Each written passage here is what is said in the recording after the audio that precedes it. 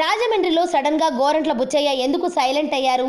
TDP అధిష్టానంపై Gorantla Buchaiah గుర్రుగా ఉన్నారా? ఇప్పట్లో ఆయన స్వరం తగ్గించుకోదలుచుకోలేదా? ఈయనపై ఆర్భాటం ఎక్కువ, అసలు విషయం తక్కువ అని సెటైర్లు వేసుకోవడానికి అసలు కారణం ఏంటి? పార్టీలోనే సమస్యలతో సతమతమవుతున్న గోరంట్ల అభివృద్ధిపై మనసు పెట్టారా?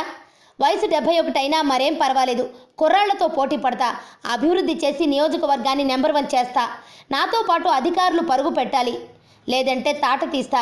ఇది గోరంట్ల బుచ్చయ్య నిన్నటి వరకు చెప్పిన మాటలు. దీంతో పాటు నోటికి ఎంత వస్తే అంత మాట్లాడే స్వభావం కలవారు. అలాంటి గోరంట్ల ప్రతిపక్షాలంటే మహా కచ్చ.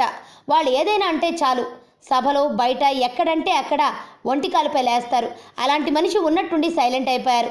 మంత్రి పదవి ఆశించి భంగపడటంతో నోటికి తాళం పడింది, కాలుకి బలుపై ఊడింది. మంత్రివర్గ విస్తరణలో తనకు పదవి ఇవ్వలేదని గోరంట్ల నొచ్చుకున్నారు. దీంతో పార్టీ పట్టించుకోవడం మానేశారు. నియోజకవర్గంలో కూడా తిరగటం మానేశారు. దీంతో అధిష్టానంపై కోపం అని కొందరంటే, గోరంట్ల వచ్చే ఎన్నికల్లో రూరల్ని వదిలి అర్బన్ వైపు చూస్తున్నారన్నారు.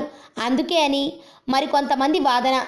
అంతేకాకుండా సీనియర్ నాయకుడిగా పేరున్న నియోజకవర్గంలో నిధులు తీసుకురావడంలో గోరంట్ల విఫలమయ్యారన్న వాదన ప్రజల్లో ఉంది.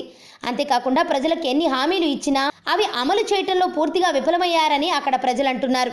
చెంచు కాలనీ ప్రజలు ఇళ్లు కాలిపోయి ఇబ్బందులు పడుతున్నా ఆదుకుంటామని చెప్పి అక్కడ ముఖం చాటేశారు గోరంట్ల. దీంతో అక్కడి నుంచి వ్యతిరేకత ఉంది. కడియం నర్సరీల నుంచి కూడా ప్రభుత్వంపై వ్యతిరేకత ఉంది.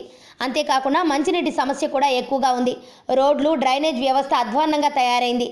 భారీ వర్షం పడినప్పుడు నరకం కనబడుతుంది అంటున్నారు అక్కడి ప్రజలు.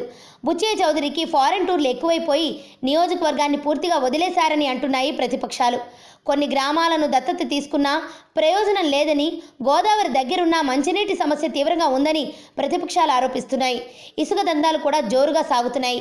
అయినా గోరంట్ల పట్టించుకోవడం లేదంటున్నారు ప్రజలు. అంతేకాకుండా కార్యకర్తలకు అందుబాటులో ఉండటం లేదన్న వాదన కూడా ఉంది.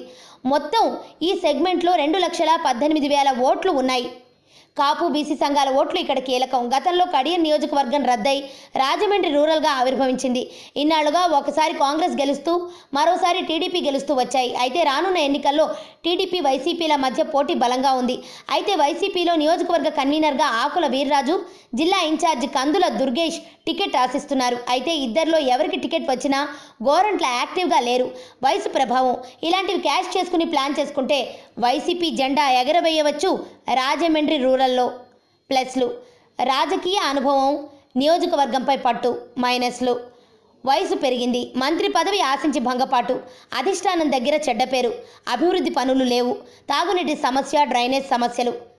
ఆరోగ్యవంతమైన జీవితం కోసం మనం పాటించాలి కొన్ని నియమాలని. చిన్ని చిన్ని చిట్కాలతో చింతలేని జీవితాన్ని ఎలా గడపాలి అనే దానికి వీక్షిస్తూనే ఉండండి మన ఆరోగ్యం యూట్యూబ్ ఛానల్. మరిన్ని ఆరోగ్య సూత్రాలకు సబ్స్క్రైబ్ చేసుకోండి.